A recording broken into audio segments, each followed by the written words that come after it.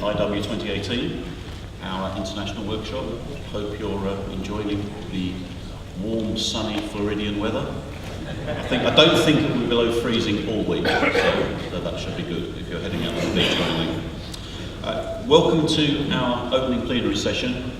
This is where we invite all INCOSE leaders to get an update of what's been going on since we were last together, to recognise service of people completing leadership terms, and also to install the 2018 Board of Directors. So we've got a carefully worked agenda of informative briefings. It's a fairly short meeting, but it hopefully sets the scene and gives you information to use during the workshop. And of course, everyone reporting is here, so if you do want to follow up with people on topics or opportunities or interests, you've got the rest of the week to do that. You may have noticed I'm not Tina Srivastava, our secretary.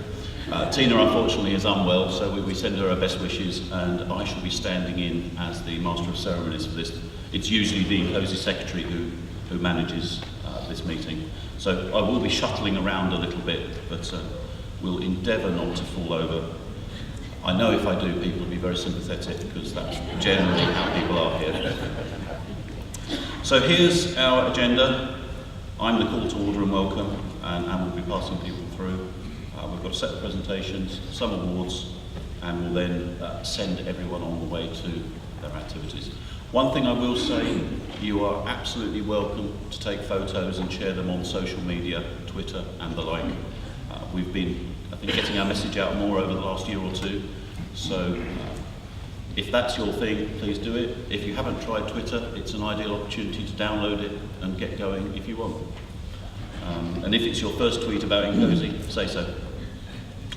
Right, first off, I will introduce Christine Kowalski to come and give us the administration report.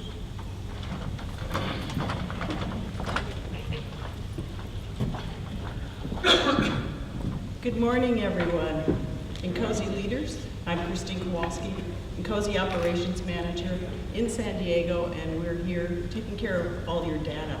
So as part of our growth initiative, who we influence, how many influencers there are is important to know, and how that changes yearly. So, of course, I have the numbers on our membership. Since you are the individuals, you want to know how many engineers there are really running around in this global universe.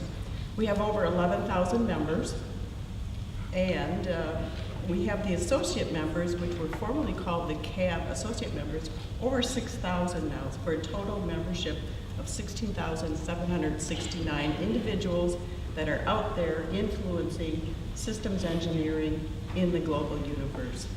We're comprised of sectors, as you know, Americas, EMEA, and Asia, Oceania.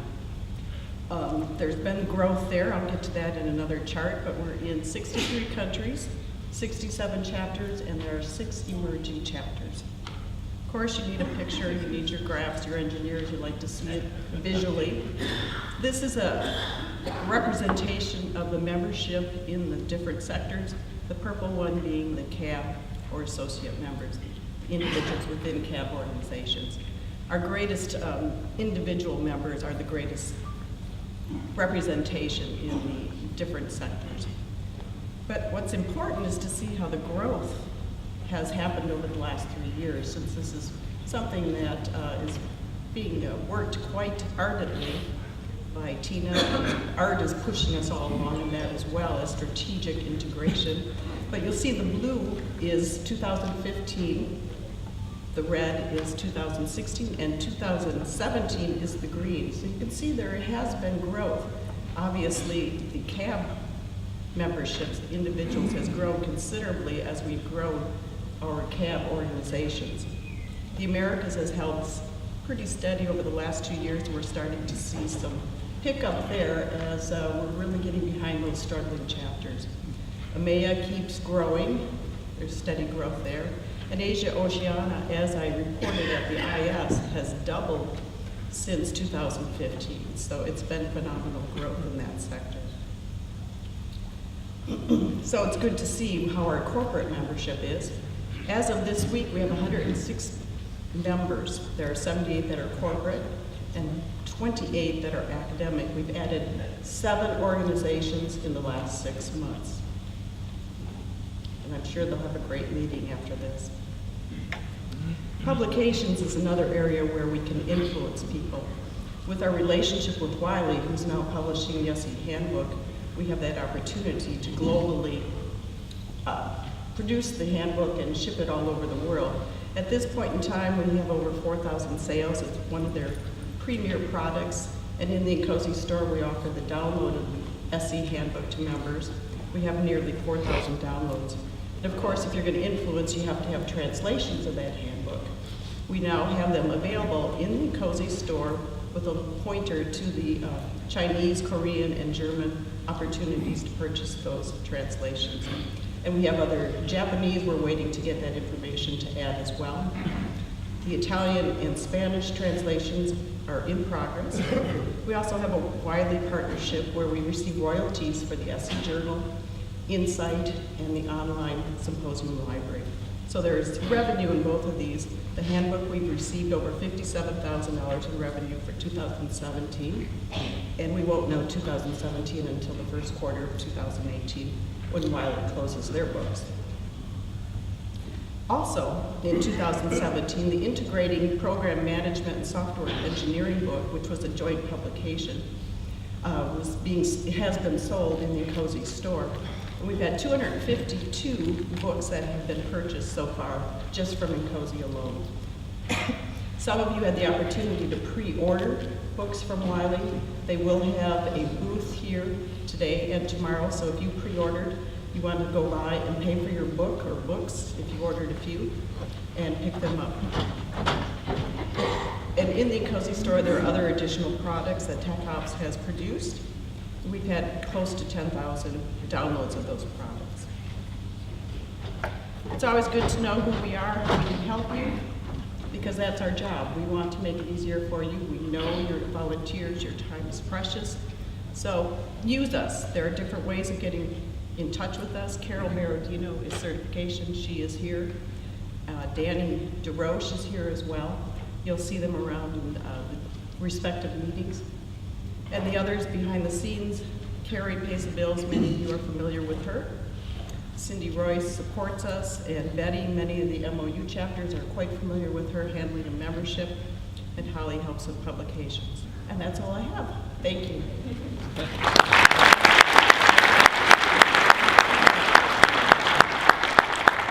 The next presenter requires not much of an introduction, as it's me. This is the traditional opportunity for the outgoing president to say a few words and also unnerve the incoming president, because I can say pretty much anything now and I'm somewhat unaccountable. So, Gary loves surprises. Do bear that in mind. Every day, think to yourselves, can I surprise Gary in some way? I'm delighted to say that he's been picking up some of my traits. Notoriously, I've got a bit of a track record for being in the wrong place, possibly at the right time. Most famously in Seattle, but ask me about that later. But I'm proud to say over the last couple of days, Gary has been demonstrating these skills quite nicely. Through no lack of commitment, just the 1,000,001 things going on in your head. And luckily, he'll have his own president-elect to try and steer him around like a slightly, highly valued but slightly aging relative. So you can look out for that. You'll see Kerry prodding him or have him on a leash or something or other. And then you'll see the balance swing as it has here, which is why I can get the cheap shots in before exiting the stage. So a little more seriously now. The opportunity to act as INCOSE president or any other INCOSE leadership role is an opportunity for service. I'm reminded of Mike Wilkinson, my predecessor as the INCOSE UK president, who noted when he handed over that it's relatively rare you get an opportunity for service and to give something back to, I guess, your profession and hopefully society. And Mike valued that, and it's quite some years since Mike made that summary, I think at Warwick at one of the INCOSE UK conferences, but it's certainly stuck in my mind. we do this for all kinds of reasons. Partly one of my reasons was personal development, running an organisation, this, that and the other, but also the opportunity to contribute is a big deal. And while a lot of the day is taken up with emails and meetings and rushing around, it's also quite nice to reflect. And actually, that's where this kind of summary comes in. So I've got a few slides to share with you, just to give you a sense of how I'm seeing things, and just one or two slides, hopefully not too cloyingly sentimental, but if you like, about my personal journey, geographic and otherwise. So indulge me a little, if you will. First off, one of the things we did right at the beginning of my presidency, so that the 2016 board, we revisited and refined and reset our INCOSE vision and mission. And I'm really proud of these. I think the team worked really well to come up with something concise that I think reflects what we are as INCOSE and what we're trying to do. The way I describe it, I think this is self-consciously altruistic. It's looking for a better world. It's looking to see what we can do as professionals, whether in our corporate settings or in academia or education, you name it. But I think it's fair to say, you know, a lot of us work for money, for revenue, for profit, but the better world thing, that holistic view of a better world is absolutely something we have in mind. And so I'm genuinely proud about this vision and mission and how it allows us to begin the conversation about what INCOSE is, what we do and what we value. Quite interestingly, I spoke at the INCOSE UK conference in November in Warwick, and one of the speakers talked about the global goals, or the UN Sustainable Development Goals, and what it struck me is that actually, if we talk about a better world, there is actually a really good proxy for what a better world is. And these UN Sustainable Development Goals, you know, a couple of hundred nations have worked together on what they mean by better here, so it's not just a national or a regional view. I'm confident that there's some real insight here, and I know we look at things like grand challenges in various things we do. I strongly recommend people having a look at these, because they're an interesting read, they're well developed and all the rest of it, but also I genuinely believe that this is one really good way of picturing the better world we are looking to contribute to, whether it's clean water, education, safety and security, you name it. So I give you that with its web address as some background reading, maybe in a quiet moment. If you think, well, I won't go to the bar, I'll go and read the UN Sustainable Development Goals. Probably quite likely. You might do that. But say, in all seriousness, I think it will be really nice to start telling that story about a better world and where we in systems engineering, systems approaches are contributing through this particular lens. So, this is where I take credit for everything and leave Gary high and dry, again another tradition. I've been looking back over more than 2 years, because as a number of you may know, I took the rash decision of putting myself forward to become INCOSE President-elect while already running INCOSE UK. So I've actually had a 7-year period contiguous of sort of INCOSE leadership roles. And so I've looked back, albeit mainly the last 2 years, but slightly longer, of some of the recent key achievements that INCOSE, the organisation, has made. This set of things, a lot of these are very familiar to you. One of the things I always do is hold up the SE vision and say, it's great, it's free, it sets the narrative for the future. It's Vision 2025, 2025 gets ever closer, but I'll be saying a little more about that at the end of my speech. It's part of our role to communicate and encourage conversation on the future, and a key product that we have and a key knowledge base. Without talking through everything, the contribution of INCOSE volunteers to international standards has been vital to make those standards usable and appropriate, and a considerable portion of technical operations activity is supporting people in focused areas there. And it's fair to say those standards would not be as good, absolutely would not be as good, if it wasn't for INCOSE and those INCOSE volunteers, so thank you to everyone. Our handbook, consistent with the standards, is an important global asset, as is our certification scheme, which gives people independent evidence that they understand and are applying those standards. And then the systems engineering body of knowledge a really important initiative, a global resource freely available to everyone, is a big deal. Lots of us make use of it and look into it. Again, once you finish reading the global goals, if you haven't looked in the CBOK recently, do become familiar with it, and also get involved. It's a managed wiki. We are able to suggest and contribute content, often through our working groups. So there's some of the tangibles. I know there are many, many more, and our InCozy products available through the stores and through the working groups and the work that Mike and David are leading to develop these and make them more available, whether from chapters or other groups or centrally, are a pretty big deal. So talking about size, Christine gave us the up-to-date numbers. Again, looking roughly across my 7 years in InCozy leadership roles and taking little or no credit for it, we continue to grow. And that's not actually such a small thing, because I know some professional societies these days are stuttering in terms of membership numbers. So we're working hard. We'd like to grow more. We are taking steps to improve retention, but actually we are growing steadily. The number of people, part of us, involved with us, contributing to what we're doing as individuals and as corporate members, grows and also is diversifying. If you look at our corporate membership and the sectors represented, from defence, aero, transport, automotive, we've now got biomedical and healthcare, power and energy, oil and gas, and probably a couple of others, and opportunities to broaden. And for me, from someone from defence in my day job, one of the unique characteristics of InCozy is the diversity of different viewpoints. It's always great to hear from Lockheed Martin. You know, you can give them a few prompts on that. I'm much more interested in hearing what Roche, what Ford, what Dyson, you name it, what other people are doing with the same challenges, because it's in those comings together where we learn about things. So I think 2 points there. A, we become more diverse, and that's great, but actually, as a society, we already are a very broad church, and that's fantastic. And not all societies are like that. Some are quite strongly academic based, some might be quite geographically based. We already have a lot of diversity, and that's something to celebrate and make use of, while I think striving to make ourselves relevant and interesting and welcoming to other groups.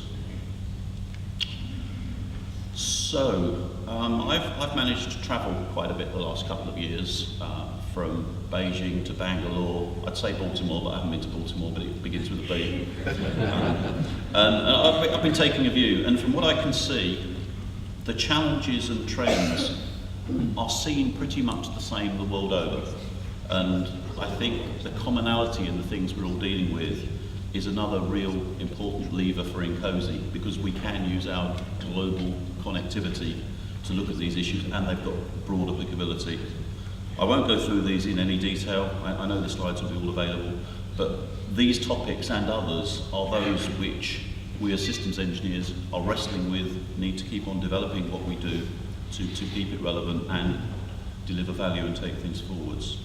My other, if you like, reflective slide really, again, this is a summary about where it feels systems engineering is. Clearly there's a left and right of arc, but many organisations are proceeding along these journeys to more digital, more model-based approaches. You can take or leave the term, that's absolutely fine, but in general, more organised use of models in structured ways. We're all trying to be more agile, but controlled, not dragging ourselves down with procedure, if you like. I see a lot of commonality in what people are trying to achieve and the issues we're trying to wrestle with. And again, it means like forums like InCozy with our MBSE initiative and related working groups is a great forum for people to come together and work on this. Again, we're doing good stuff and it's a huge opportunity for us.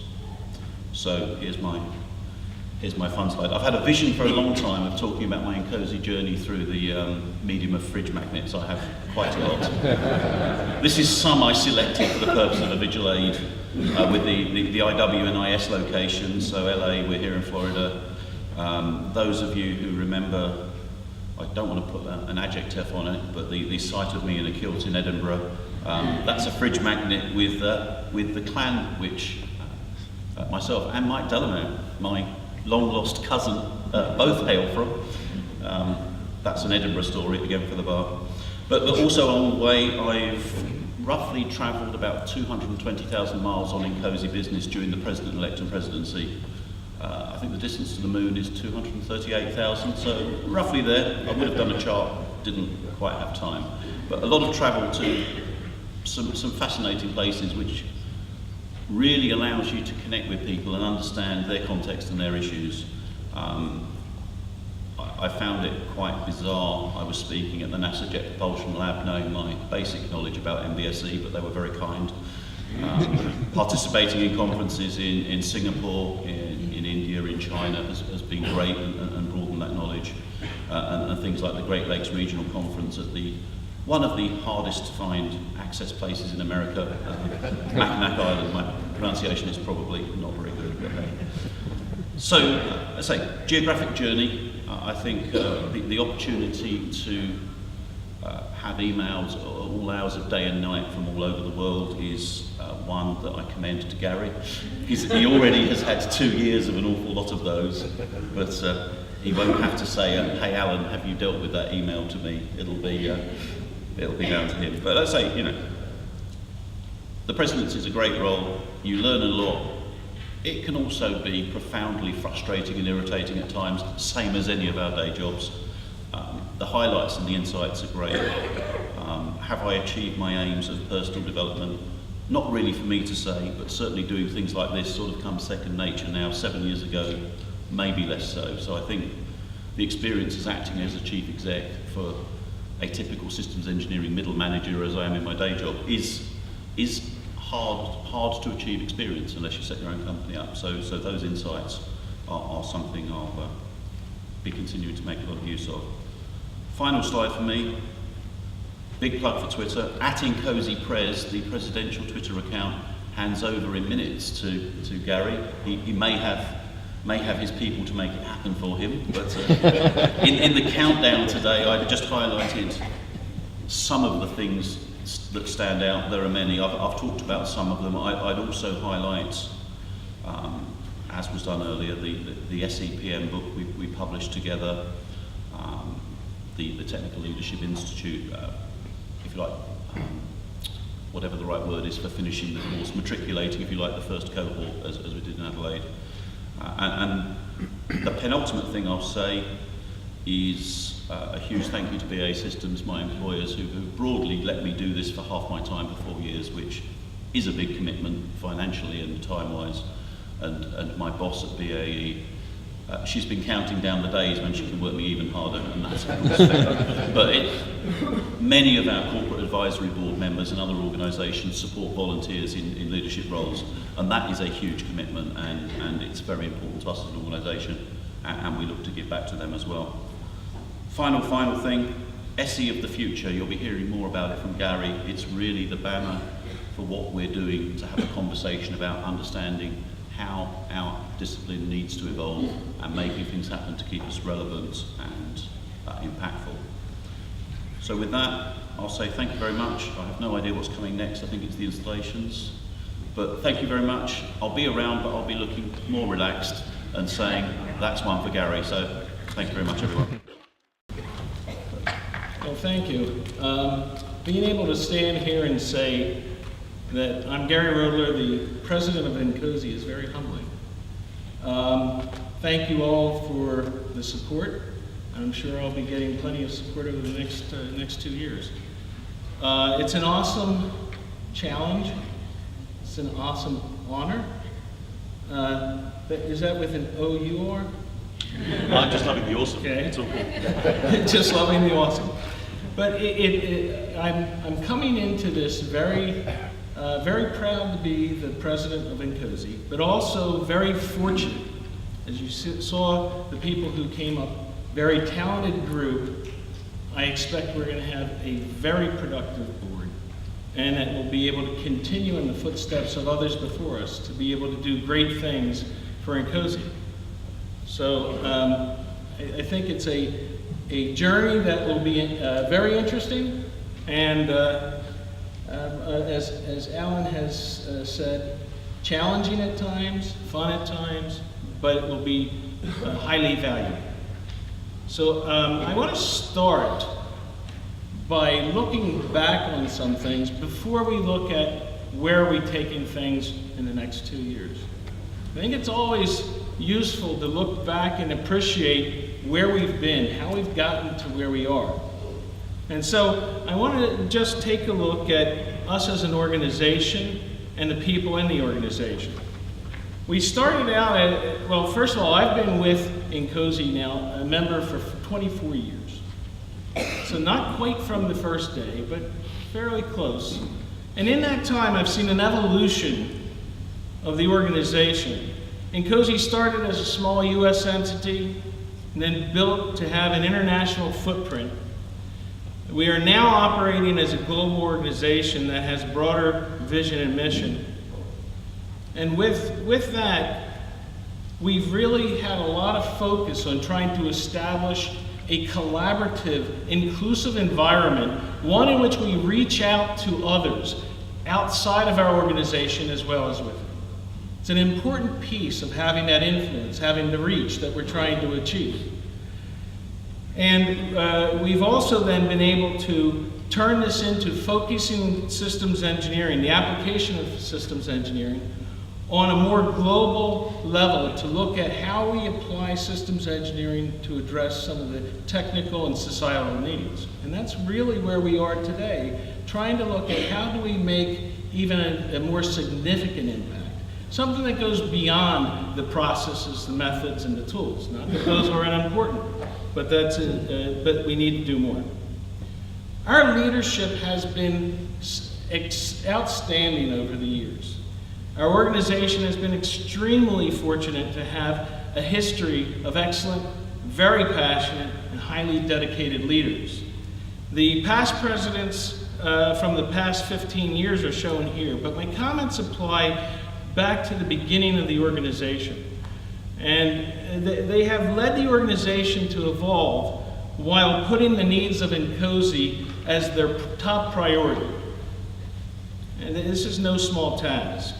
And they have set the example of leadership and volunteerism that sets the standard for those of us who come after them.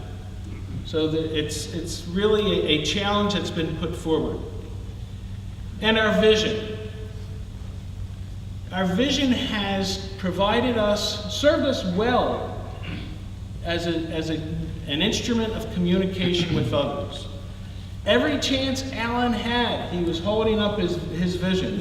In fact, mine's sitting on the table there. I've learned well. Not well enough to have remembered to bring it up to the podium.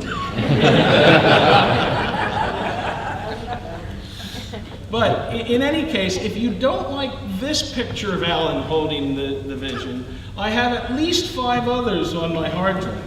So, if you want to take a little time to see Alan in all different situations holding the vision, see me later. But it has provided us a way forward, a way to understand what we think the future holds and the kind of changes that we need to make based on those expected changes. And what we have found so far is that those who wrote this last version of the vision were very clairvoyant. Many of the things we're seeing today, actually well ahead of 2025, are things that were identified in the vision, in which we got a slow start in actually embracing it and taking it forward. The good news is there's a lot of work being done using the vision to plan where we go. Our strategy is now very strongly based on the vision. And so it sets a path forward with the idea of collaboration. And collaboration will continue to be something I talk about as we go through the next few minutes. So our influence has been worldwide, looking at systems things, the issues, the techniques, the processes, everything. And we've reached out to other organizations to try and have that influence. So when we look at our products, almost every one of these was done with some level of collaboration, or to be able to work with the products and things that come out of other organizations. As you can see, a couple items here, working with PMI, reaching across various boundaries and in terms of disciplines, domains, countries, everything for bookcase.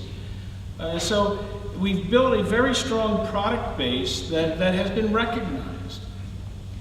And the work we've done in the standards, we've learned that we needed to lead by being a part of the team. Our liaison with a number of the standards organizations has taken us far, to where we had influence on the systems engineering related standards that are probably beyond any organization. And so we've learned how to build that. And we've got a set of publications that have been evolving over the years that are worldwide recognized. And this circle that you may not be able to read all the details of is representative of the things that are within the MBSE world, in which we have been working in partnership with others to try and establish or obtain our objective of transforming SE into a model-based discipline. And finally, the success we have had in certification, it has given us a program that is feasible and viable and recognized as the certification for our discipline. Our objectives, well, I'm not going to go through all these objectives with you. You've all seen this chart who are members, but what I will say about this is that the objectives were set as being demanding stretch goals for our organization to set a path forward. And they were aligned with the SE Vision 2025 and tied to our vision and mission. And as far as our vision and mission goes, I could just say, yes, what Alan said. We really feel strongly that the change in the vision and mission was very positive. It gives us something that is much broader and focused on achieving results that are significant to have impact across the world. And within the last 2 years, the example set has made it to be a tough act to follow. So I did not forget to include a picture of Alan in his kilt. Two of my favorite people here, Alan and my wife. And because of the support that I've gotten from her over the years, I'm able to do this kind of thing. So, anyway, the one thing I can say about Alan is he has been energetic, passionate, focused, and yet still finds a way to come up with a sense of humor. And it's been great working with Alan. And because of that, we've become good friends as well, as you can see from the pictures. And who could not like somebody who shows that kind of affection for your cat? Okay, so next I'd like to just take a couple charts to look at us as an organization, who we are and who we strive to be. Okay, we've mentioned the vision, which basically is what we're trying to achieve. And our other leaders have often talked about our values. The values reflect who we are.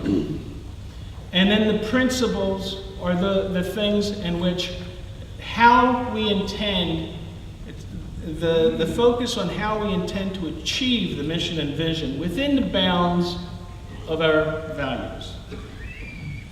But this has also helped us to grow as a global organization. And as you've seen on a few charts now, we've grown significantly in the recent 2 years. We are now approaching 17,000 individual members across 63 countries with almost 70 chapters.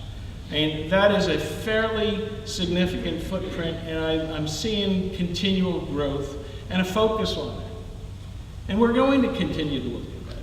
But the individual members are only a piece of it. Our corporate members, or our organizational members, are a very important piece of our organization.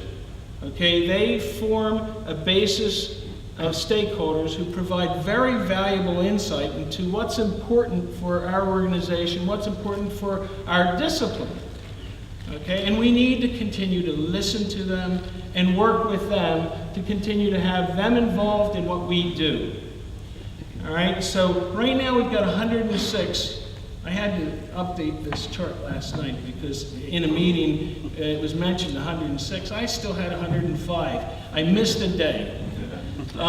So anyway, we're at 106 now. That's very impressive. And we're going to continue to work with organizations. And what we have done in the last year is to embrace the smaller organization by creating a new membership within the CAB that is focused on at a level of investment that they can be a participant and have a voice in what we do. And not to forget the alliances that we have. We continue to try and reach out and build. And you'll hear an example later of something just yesterday where we had quite a number of other organizations involved. But with all the good, there's also some observations. We're not quite there yet. We probably will never reach the end of this journey. We're going to continue to go down that path. But what we have seen is even with the great progress that's been made in our discipline, the environment is changing faster than our practices. Okay, we lack, looking out at the community, I'm yet to find that really comprehensive professional development capability that's based on an accepted competency framework that we can all rally around. So we're trying to address that. I'll mention that later. Our tools and methods are still not fully integrated. We have difficulty communicating concepts. So we still have some work to do. So it makes the next few days useful for us. And COSI's still evolving organizationally too. I don't think any of us feel that we quite have the infrastructure in place that's going to take us way into the future. One of these areas that we are really going to be focusing on is IT.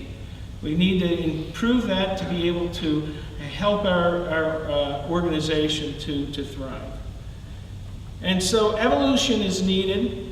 We know that the systems are changing, so we're evolving their systems, but with that, we need to evolve the systems engineering approaches that we have. Going more from the more traditional deterministic, linear, predictable viewpoints to non-deterministic evolutionary approaches. We see the dynamics that are happening in the world today, and we need to be ready to address that. And in order to do that, we also have to evolve our people. And so that professional development is such an important piece of what we are doing. Okay, so we need to be the leaders that enable this evolution. And Jack Welch had said, when the rate of external change exceeds the rate of internal change, the end of your business is in sight. I would like to think that at the end of my presidency, INCOSE is still relevant, and systems engineering is still relevant. And we've done the things to make sure it's relevant way into the future. So let's look forward. Anybody have a crystal ball? Anyone want to take bets of where we are in 2 years? Okay, so infrastructure is the first area. This is a priority, one of our priorities is to work on the infrastructure improvement. And this is many pieces. We right off think IT, and IT is part of what we need to work, and we are going to work it to make sure that we can address the things necessary to ensure our teams can integrate, not just within the bounds of the walls of our IW or IS, but where we can work remotely across the borders, across the oceans, and be effective working in any environment. We need to look at our internal operations to improve those, to be more efficient and effective, to make sure that we can support the needs of the chapters and the working groups. And this includes also a full policy review. Okay, we have over the years let some of our policies get a little bit aged, and so we're going to look at that. And global operations, we need to make sure we're doing the right things to keep the organization in the right place, addressing all of the international requirements as we grow as an organization. So yesterday we had, no, I guess it was 2 days ago, right? It was Thursday. We had a meeting of what was then called the Ways and Means Committee, which is now going to be renamed as the Policy Management Committee. A little bit more descriptive for the common person. But the real point here is that out of this, we have put together a plan that by IW2018, every policy will have been reviewed, updated as necessary, confirmed, and new dates put on. So when you pick up a policy, you will know that it is active, it has had attention, and it represents where we are. We need to also look at inReach. Okay, so by inReach, I am talking about how do we make sure that all the entities within INCOSE are working together, that we have built one INCOSE, not multiple INCOSEs. Now that doesn't mean that the chapters or others don't act locally, but they act locally with the idea of supporting the global needs and objectives as well. And that we've done the things to be able to take our working groups centrally and work with the working groups in the chapters. When we need resources for any of the things that we're doing, that we haven't just focused on a small portion of our population, but reached out to the 17,000 members.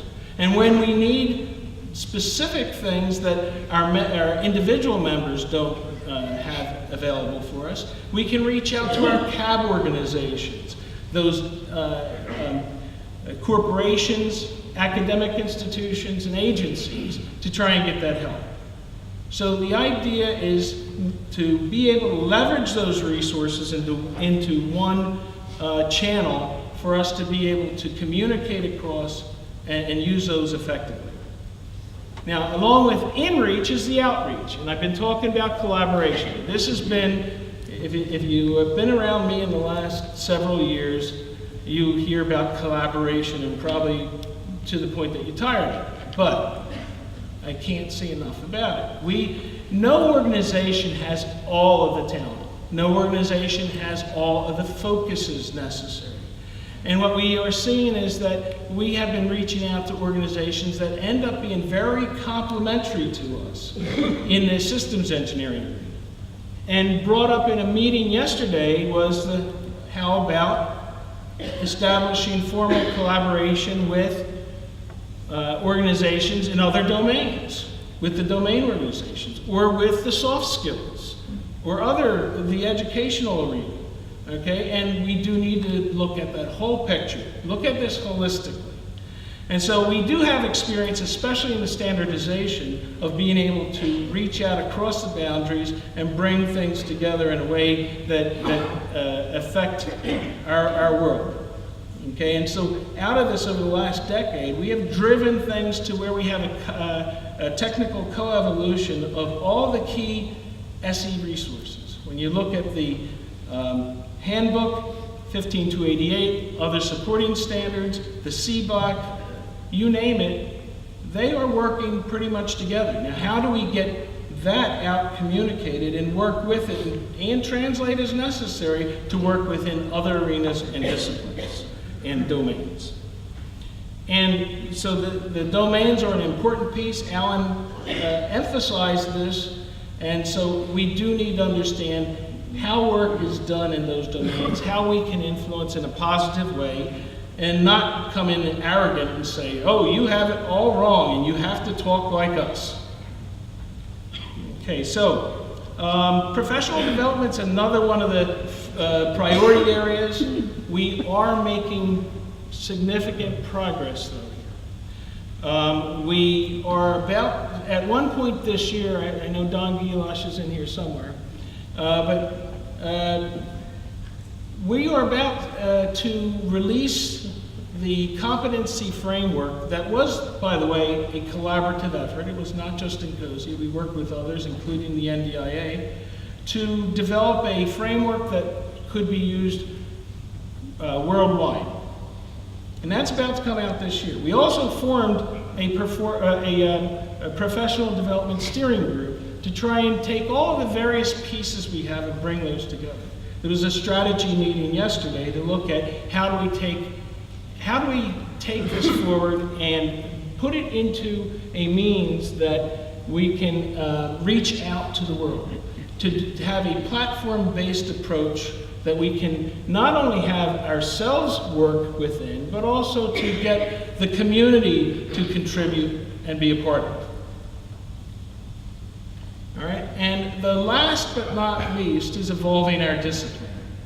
And if we believe, or if you agree with me, that the environment is changing faster than our practices, this needs to be an urgent thing that we look at. Systems engineering needs to evolve the practices to address the things listed here, the faster pace of change, the technologies that are driving change within the systems that may or may not be recognized by those who put the systems in place, the increasing complexity and such.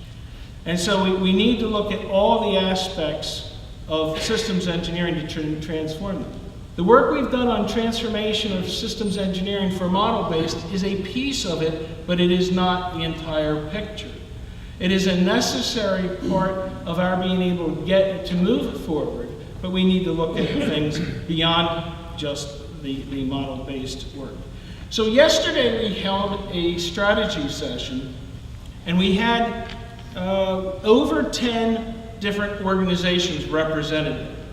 We're senior people, vice presidents, directors, CEOs from different organizations who came together because they recognized that what we are seeing in the need to change and move the needle for how we look at systems engineering is an important piece.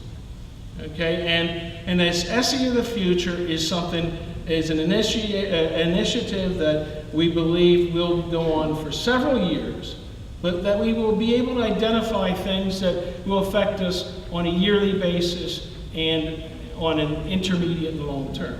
Out of this, I believe, will also facilitate some SE research that will come out of this. So in the long run, we're hoping that we have a very good navigator to show us the way to the future, and that we don't end up in an off-ramp to nowhere. I've been there on using Google Maps. I don't know if you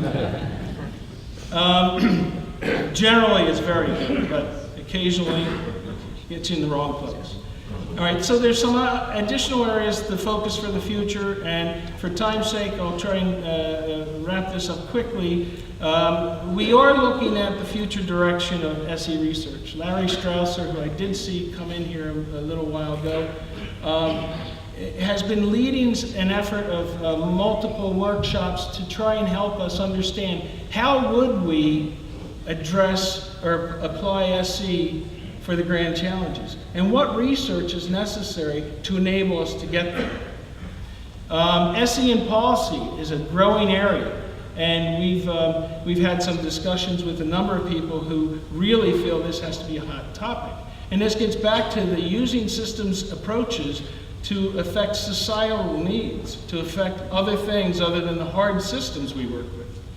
And so those are a few of the focuses for the discipline, as well as we also then have our operational focus, which ties in with the technical, to look at establishing value streams in the areas listed here. So moving forward, based on my previous experience with the strong membership of INCOSE, I'm confident that we can, as a team, move INCOSE forward, addressing the challenges that come with our future evolution, and help to drive the SE vision. One of our strengths is the ability to look at our organization and our discipline in a holistic manner, and that will be necessary. Another strength is our energetic and passionate membership. So as we put these together with embracing diversity, working collaboratively with others, and understanding applying systems approaches, I believe we can work as a unified set of stakeholders to make a difference, to evolve systems engineering and keep our discipline and organization relevant well into the future. And so this is a team sport. So I may be at the helm, but I need the help of everybody. And I'm not beyond taking advice. In fact, I prefer it. So as you have advice, share it. And we'll be seeing a lot of each other over the next 2 years. So the next wave, me as president and Carrie as the president-elect, and pardon any pictures that I've used of anybody. They are from our archives, but tried to use as casual of pictures as possible. Okay? And plan to be with us in DC. IS 2018. I think this will be the biggest and best event we've ever had. Thank you.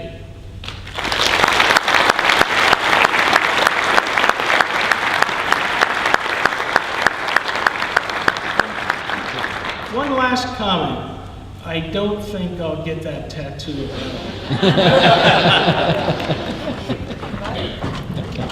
Let's see what happens after the wine soiree. Okay, Gary highlighted the continued evolution of our IT. Once, this is down to the user error, once I can get this going, I'll hand over to Bill Chow, our Chief Information Officer, to give us an update on things, information, technological. Bill. Thank you, Alan. Appreciate that. Thank you very much, all of you, for giving me the opportunity to continue in this role for another 3 years. Because there's a lot to do. As Gary pointed out, we really are focusing very heavily on getting our IT to a place we'd like it to be. And there's a lot to do in that area. And so I'm very pleased to be able to continue and try and give us some things that are going to be of value to INCOSE, that will address the needs we have internally in running INCOSE the way we need it to operate, but will give us a greater opportunity for growth, for outreach, for communication, for being recognized as the place to go for that better world through a systems approach. So there's a number of initiatives I want to mention very briefly that we're working on as we go forward here. The big center of the way in which our IT works is tracking, organizing, giving you access to the people who are part of INCOSE, the membership. And so our membership management has been part of our challenge over the last 3 years as we bring in new IT that we've done during the time period I've been here. And we are working in a good systems engineering manner on the requirements that we have in order to put in place a better, more effective solution as we go forward that meets our needs more closely, that enables us to do the things we want to do with the membership management. Our public face is our webpage, and our marketing and communications director has put a lot of work recently into a new redesign, which I'll reference in just a moment. I think that will help to make our website a more valuable part of our resources that we're able to use. Going along with that member management, new laws come into force in Europe this year relating to data privacy. We are an international organization, so we have to respect those considerations. It's all pretty much good common sense, but it does mean that we need to think about how we organize information. And having disparate sources of records of members, for example, within every chapter, keeping track of who's their members and what they're doing, without those being able to be easily integrated and shared and thus kept secure, is something we're going to be addressing. And making sure that all the people who need to track who the members are, what they're doing in working groups, in chapters, are respected, and that we understand the needs that we have in those areas. And it's a key activity in the short term right now. Obviously, we've had many, many inputs about the usability of the resources we have, and we continue to work hard on finding ways to make those more effective, easier to use, more accurate, so that people who do need to know what's going on within the organizations in which they work have the information they need, the ability to work with that, the way to go forward. And a key part of that is, and I'm picking on chapters here, but it applies equally to working groups and other initiatives that we have going on, to provide more resources in a consistent manner that you can just grab and access without having to go and do your own research. How am I going to do voting for officers in my chapter? Well, we've put that in place now. The central voting resource we have is available to every chapter, every group that needs to be able to go and use that resource. As we move on, there are many other things that I've had people saying we need this, that, other feature. So we're here to help, and I very much am open to listening to anyone who wants to tell me what it is you need. I do not have an IT meeting here or anything like that, but I will be available around the place. I think most of you know how to find me. I will be close to any cyber cafe resources so that people can find me easily, but I will be very available in every break. And I would look forward to hearing from any of you. But if any of you have any doubt how to reach me, send me an email, cio@incozy.org. It should be pretty simple to remember. Anyway, I'd like to show a little bit of a preview of where we're going with some new things. Rachel's team in the marketing and communications have been working on a redesign of the website. This is just a very quick preview. This is going to be rolled out in the very near future, and we'll see that it provides a new look, easier access to the things we have available, new organization of features like a menu, so it's easy to find the information you want. Great improvements in what we are seeing as our public face, and I'm looking forward to rolling that out and progressively applying that new look across all the areas. We've got a new store that we've put in place during the course of the last year. It has a large number of products in it, and Christine told us how many downloads have already been taking place through our store resources. We have the opportunity there to add many, many more products. And we're organizing this around products that InCozy creates that you can buy from InCozy directly. Products such as translations or other publications from other groups or chapters, which you can reference directly from this store. There's a link straight to the place you can acquire that publication. And if members have their own publications they would like to see made available to a broad audience, we have the opportunity to put that member publication out there, reference where it is, or distribute it from our own resources. We're going to be making available some of our most popular webinars through that store, and other things as we go on forward. So it will be a one-stop place for people to go for all the information they need in order to be able to disseminate the value of systems engineering. There's always going to be things that don't work right. And so I'd like to refresh your memory as to where to go for anything that you find isn't working. Yes, of course you can call Christine. And they're there 24 hours a day, 7 days a week, waiting for your call. No. There is a 24 hours a day, 7 days a week resource. Go on to Connect. Go to the help page on Connect and click on the I want to submit something. And you can submit your own input. We will track that. We keep up with it. We haven't had very many recently. I can't assume that that means everything is perfect. It means people are not reporting via that method. I really would like you to put things in. We can track them that way. We can make sure they're addressed. We can make sure that that's shared with other people so you don't need to find out the same information 50 times. We'll work through that.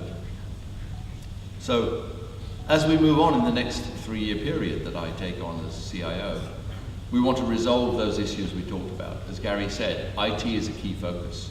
We want to make sure that more and more of the features you need are automatic. You don't need to call in and say, please can you set this up for me? We'll make those features more and more available. It will take time. It's not instant. But it will put us in a place to do a better job with our chapters, a better job with our working groups, easier growth initiatives that will bring us forward and provide the capabilities that all of those things that Gary was just talking about are going to need. And so, to do that, this isn't a solo voyage. I'm looking for people who would like to join me in the IT organization. I believe we've made enough progress that it should now be an attractive opportunity rather than a burden that people are going to take on. And I'd like to see some assistant directors join me to help in collaboration, providing the resources we need with technical operations and the groups who need capabilities to do the job. in presentation, to work with our marketing and communications, making sure we have the best resources out there, not only in a web page, but in all the other social media contacts and processes we can follow, to get that organized in a manner that is effective for everybody. And in just working the infrastructure. This is the grunt work behind IT, but it has to be done. And so if any of you would like to join me in this activity, please come forward, find me over the next few days. I'm really looking to be able to bring on some people to help me organize this. But that's not the only answer. We also recognize that we need to provide some resources. So when a chapter says, I really need to update my look, but I don't know how to do it. I don't have a webmaster in my chapter who can help me with this. We can offer that resource. So we are going to be putting in place a professional resource that will be available on request to help you with the activities you need. We've seen how that can be effective during the course of the last year by adding in sites on our INCOSE infrastructure that support regional conferences, that support particular focused activities. And we would like to continue to do those. By putting them in the central grouping, it means we can share membership records. We can see who went to what events, and what sort of events should we be putting on for other people? What are their interests? How can we use information more effectively? And so that we can serve our members' needs. So, as I said, it's a journey forward. It's not a solo quest. I'd like you to join me as we go on forward. Help me with filling in the pieces we need to fill in. Help me to give you, the membership, the resources you've been asking for. Thank you very much.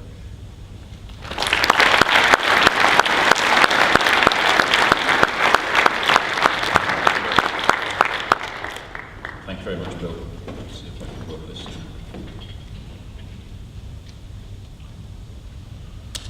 Yes. Okay, I'd like to throw the floor open to technical operations. Talk about the path forward. Mike.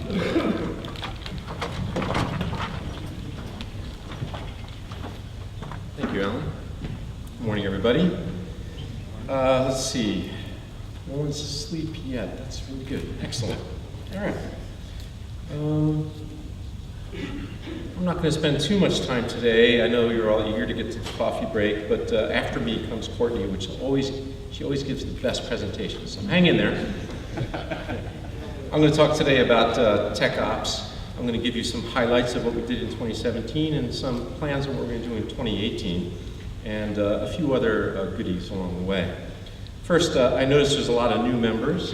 Thanks for coming. I really appreciate it. Also, first-time attendees to the IW. You may not know what tech ops is. We use that acronym. It's an internal lingo for technical operations, and I'm going to tell you a little bit more about that. So what we try to do in technical operations is really try to influence people who have like interests to come together and to work on stuff together that helps promote systems engineering in different domains or in expanding the discipline. And when we do that, we really have to consider all of the different kinds of ways that people can come at that. So we've had to create a little organization that we call technical operations. We have a little bit of governance. It's fairly light because we're an all-volunteer organization, and we've broken up these into different sections that can help support from different perspectives your interests. It turns out that all members who are working on working groups and initiatives and objectives within TechOps are part of TechOps. So that means that if you're in a working group, or if you're working on MBSE workshop, or if you're creating product basically for INCOSE, you are INCOSE. So thank you. The leadership governance, which I referred to before, I've got a few of the leaders here within our organization. We've split it up into, of course, myself and David, who you've already met. We have an AD for technical review, Jorg. We also have an AD for technical information, Ken, AD for technical events, who used to be Eric Herzog, but now I'm holding his position until one of you volunteer to take it up. And Also, Jim Armstrong is helping us with working group integration. That's not only working groups within INCOSE Central, but also internationally, the working groups that are in different chapters as well. And Joe Marvin is helping us with internal operations, leading things like updates of policies and this kind of thing. Also, we have many different areas, as I said before, that we try to support. So we've broken it up into transformational enablers with Troy Peterson, analytic enablers with Charles Dickerson, process enablers with Bob Schwartz, application domains, Carl Landrum, and MBSE initiative, Mark and Gina doing the standards, but now she's moving on to a different role, as you know, and we're going to find a replacement for her as well. By the way, these volunteers, they provide the interface between working groups and the rest of the stakeholders within INCOSE. So it's a very important job, and I really do appreciate their volunteerism. I can't forget the working groups, though, and I can't list them all. There's over 40.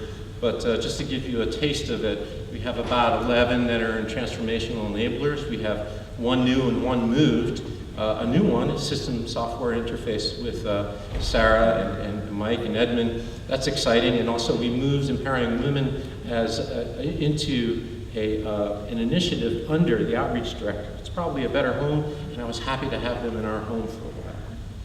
The analytic enablers is about 15 there. One new, Megan mentioned before that she's going to help start this working group. I really appreciate that, Megan.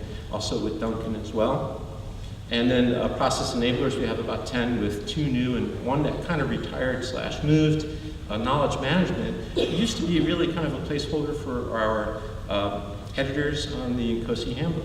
And so what we ended up doing is we ended up creating, or we're doing that now, we're creating an SE handbook initiative, which is really going to be a more specific home. And if somebody wants to create a real knowledge management working group, let me know, and we can actually do that. Because there is a discipline called knowledge management. We didn't want to mix those things, up too much. We have new working groups configuration management with Dick and Dale and Lisa. We also have one quality management with Barkley and Larry. In the application domains, we have 11 working groups that are going strong. All of those application domains, we're looking to expand into different applications. You saw today one of the winners of our awards was from oil and gas domain. And they're leading the way in that industry, infusing system engineering into their domain. So if you're from a domain that you don't feel is represented well, and you have some colleagues that want to work together to infuse systems engineering into that domain, do let us know. We're happy to enable that. We also have, as I mentioned before, initiatives and objectives, MBSE, and we have a couple of objectives within Tech Ops that we are part of the 5-year objectives, transformation of SE into a model-based discipline, as well as impactful products. So, ultimately I have to thank all of our volunteers here that are working on those things. I'd like to give them a hand and really say thank you for everything you guys do. So, what are our 2017 highlights? We have a lot. We've been really busy this last year, working hard. As I mentioned, we have a lot of new working groups. We've started something called working group orientation. So whenever there's a working group, we spend some time sitting with them to familiarize them with the different resources that we have to offer, who the people are that they have to contact, and what kind of policies and procedures we have in place for helping with them in their operations. We're providing guidance for developing products, helping to update the web pages, as Bill mentioned. We have, as Megan mentioned, kind of a new agile budgeting process that's very helpful, and thanks to Megan for helping us enable that. We have a number of new products. PME, SE integration book was a really big milestone for us in a collaborative work effort. We have the update to the requirements guide and many others. Too many to mention here, but look on the store. There's going to be many more coming. I encourage you to take a look and let me know if you're interested in putting something more in the store that you're working on. that would be great. But ultimately, what we're trying to do is arrange the store into a couple of classifications. Some come from INCOSE, and those have to go through a product development process, and others come from members at large or other chapters. And so in that case, we handle those three things differently. We have now, thanks to Bill, a place on the store for chapter products and a place on the store for member products as well. So that's relatively new and exciting. As I mentioned before, we have some policy updates trying to do things like defining what we mean by product and working group. Seems obvious, but I'm glad that we had a chance to update that. And that's my little celebration. We do have some opportunities for improvement. Just to let you know, our biggest opportunity for improvement is succession planning and recruitment.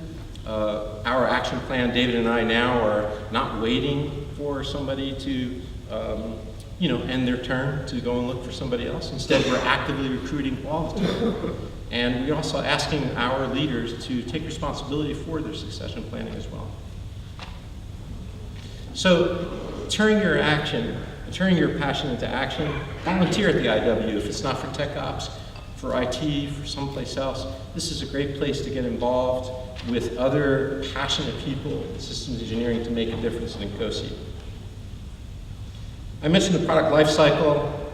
I'm not going to bore you too much, but I have to warn you there's some culture change coming. We have now a better definition of what we mean by product.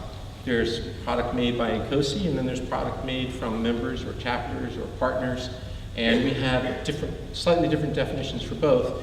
The gist of it is, a true INCOSE product actually follows an INCOSE systems engineering process. These other products may or may not, and they may come from a different process, and that's okay, as long as there was some process.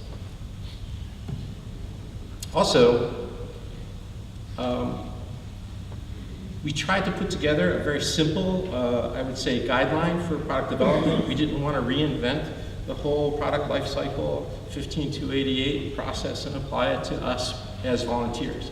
Rather, we tailored it down to a volunteer organization with as simple as possible 3-stage process where we say, look, we need some initiation stage, we need a development stage, and a product maintenance stage.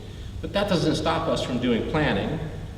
Our expectations are that we do some elicitation with stakeholders and we get some requirements, and we actually include me and tech op leadership in that elicitation, include some budgeting and timeline planning, include a little bit of V&V or quality checks in your planning, and include some marketing distribution, as well as what are we going to do? How are we going to measure it in its lifetime? When are we going to retire? This kind of thing. So we want to bring systems engineering more into what we do in INCOSE. And I can't think of a better group to do that than you guys. So what are our plans for 2018? Quite a lot, actually. We reach for the stars, and if we get to the moon, that's okay. Obviously, we're trying to support the Vision 2025 in everything we do. We're going to continue to drive our 5-year objectives, which are due by the end of 2019. Those within technical operations are SE transformation objective and impactful products objective. We're going to support the other 5-year objectives, of course. We're going to apply systems engineering and systems thinking to what we do in INCOSE.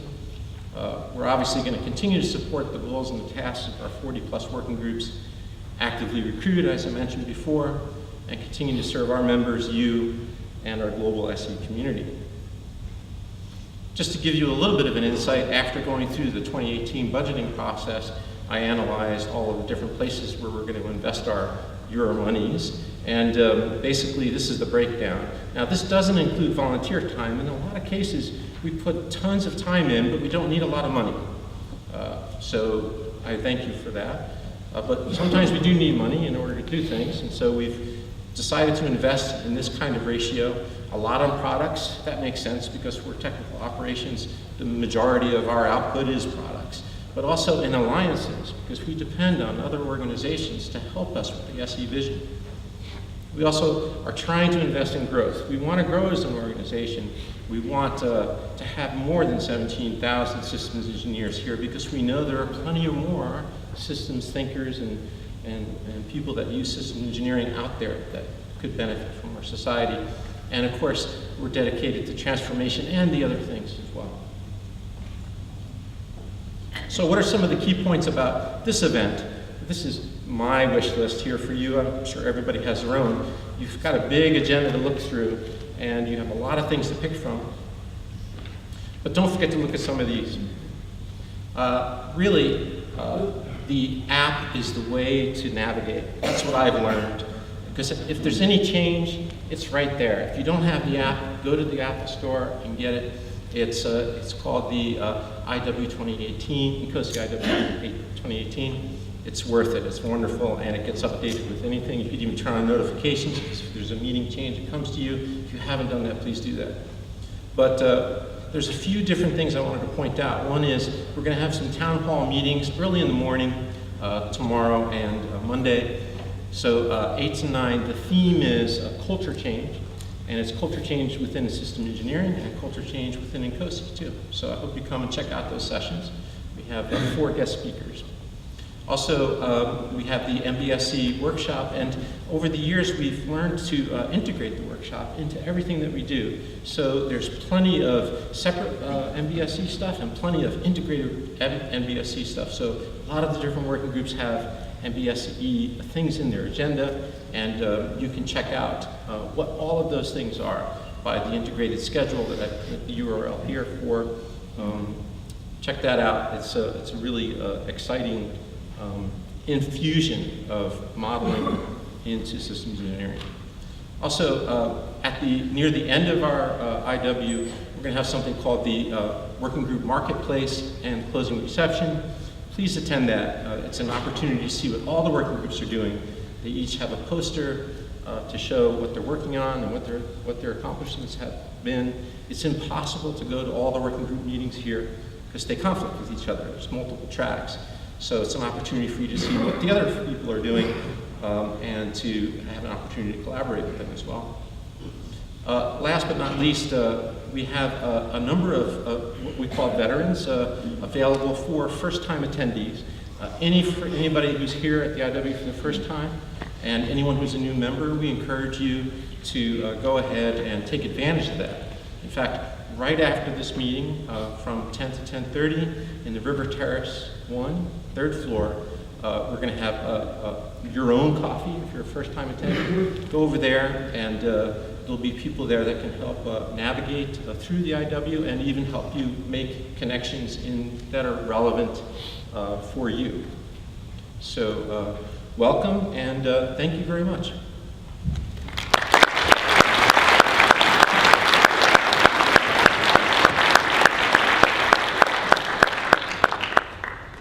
Thanks very much, Mike. Let's see if I can get this right.